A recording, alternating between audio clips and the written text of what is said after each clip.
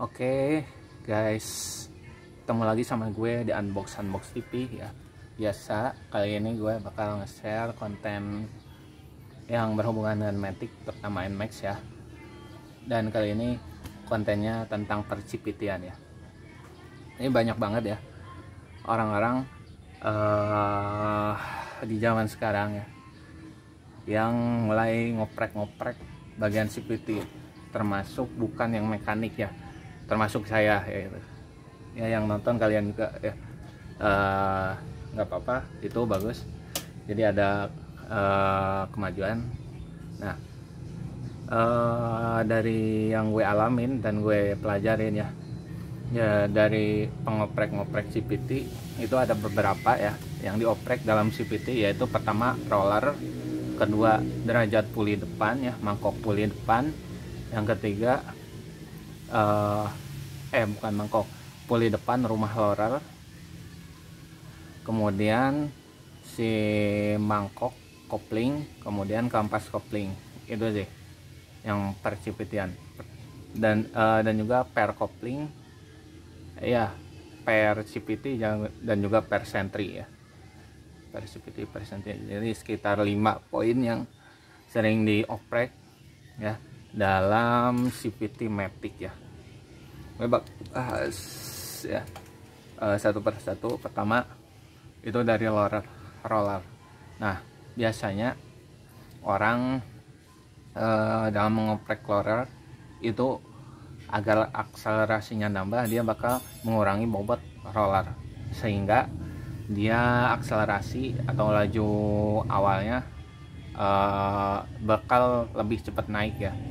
Misalkan dari 13 gram ya, si Nmax standarnya itu dikurangi menjadi 12, biasanya sih 11 10 ya, dan itu terbukti memang lebih cepat ya. Nah, kemudian tapi kekurangannya dia itu bakal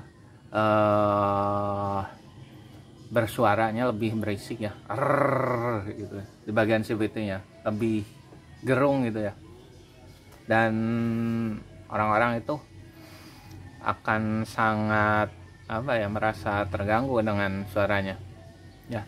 Makanya orang-orang sering meracik atau mencombine. Jadi di berat rollernya itu dicampur antara 13 dan 10 atau 10 dan 9, itu dicampur dengan maksud dan tujuan itu agar tidak terlalu berisik ya. Cuman kekurangannya itu, dia itu salah satu, terutama yang lebih berat, dia bakal lebih cepet aus ya, rollernya cepet gepeng ya. Nah, bagi gue ya, rekomendasi gue dan yang gue pakai sekarang itu pakailah roller yang standar ya, karena menurut gue sih, bagi gue ya, kenyamanan nomor satu sih, dan gak berisik itu nomor satu. Masalah akselerasi itu yang gue nggak terlalu penting bagi aku. Kemudian akselerasi penting, tapi ya nggak terlalu ini sih, nggak terlalu signifikan ya. Kemudian rumah roller depan ya, biasanya derajat puli depannya itu dimodifikasi ya, lebih miring, enggak sih, iya lebih miring kayaknya ya, derajatnya itu lebih ini ya, pokoknya dimodifikasi. Dan si rumah lorarnya itu dikerok dan agak dicolak ya, agar apa sih, fan beltnya itu naik terus sampai ke atas ya. Nah, ini memang terbukti ya menambah top speed ya. Jadi yang standarnya 125 dia bakal naik ya, top speednya jadi 128, 9, bahkan 130 ada yang udah nyampe segitu. Dan ini bagi gue sangat direkomendasikan ya, meskipun sekarang gue belum mengaplikasikan itu ya, mengubah derajat puli. Sebenarnya itu nggak usah kalian ubah sendiri atau kartel sendiri, tinggal kalian beli ya yang udah jadi ya, dan udah di crop juga, itu memang saya rekomendasikan sih. Kemudian mangkok kopling di sini ada yang memodifikasinya ya. Mangkok kopling itu biasanya dibolongin dengan tujuan agar lebih ringan ya, agar power to weight-nya lebih gede ya, jadi mengurangi bobot dari motor itu sangat signifikan guys, asli. Terutama diet dari pengendara ya, itu sangat penting ya. Lebih besar masa dari pengendara, maka akan semakin lambat juga jalannya. Nah, kemudian ada juga pada mangkok koplingnya itu yang di kartel ya. Jadi ketika kampas koplingnya itu membuka ya, menggigit ke mangkok kopling, dia itu bakal kasar dan langsung lebih responsif ya, itu tujuannya. Cuman di sini saya nggak merekomendasikan yang itu ya, mengkartel bagian dalam kopling ya, pinggiran-pinggirnya, karena dengan kalian mengkartel itu si kampas kopling jadi cepet aus guys. Jadi iya cepet aus dan cepet habis, sangat nggak ada. Saya lebih merekomendasikan yang membolongi mangkok kopling itu lebih baik lah menurut saya ya. Karena itu apabila mengkartel mangkok koplingnya menjadikan agak kasar itu bagian gaya si permukaan geseknya itu bakal lebih cepat ausnya si mangkok kopling kampas gandanya ya guys, dan itu sangat tidak saya rekomendasikan. Kemudian itu 1, 2, 3 per sentry di sini fungsinya kan dia ada kampas ganda ya, jadi ketika RPM tertentu dia bakal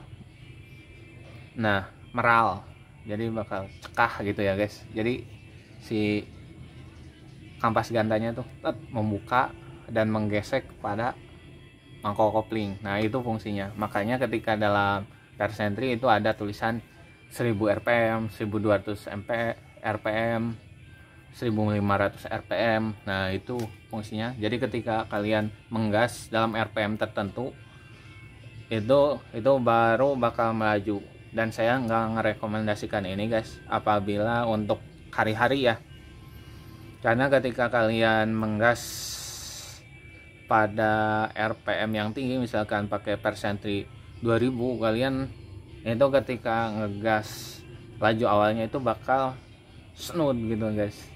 Dan itu saya nggak rekomendasikan, karena dalam harian pasti kalian akan menghadapi yang namanya macet, dan itu kemungkinan besar kalian akan menabrak seorang guys. Nah, ada juga yang ngoprek di Persivity yang lebih gede, itu fungsinya lebih ini sih, jadi agar agak sulit saya menjelaskannya.